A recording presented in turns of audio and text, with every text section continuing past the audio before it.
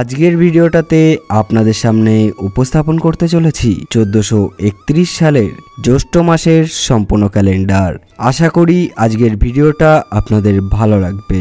ভালো লাগলে অবশ্যই একটা লাইক, শেয়ার এবং সাবস্ক্রাইব করতে ভুলবেন না। তো চলুন বেশি দেরি না করে শুরু করা যাক।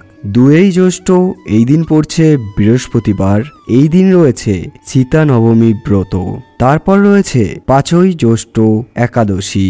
আর একাদশীর সময়সীমা হলো আগের দিন 11টা 21 থেকে 5 জ্যৈষ্ঠ 1টা 23 পর্যন্ত। তারপরেই 7 তারিখে আছে নৃসিংহ চতুর্দশী ব্রত। তারপর 8 তারিখে আছে পূর্ণিমা বা বুদ্ধ পূর্ণিমা। এই দিন পূর্ণিমার সময় শুরু হচ্ছে 8 জ্যৈষ্ঠ সন্ধ্যা 6টা 2 থেকে 9 জ্যৈষ্ঠ 6টা 46 পর্যন্ত। এরপর 11 তারিখে রয়েছে কাজী নজরুল ইসলামের জন্মদিন।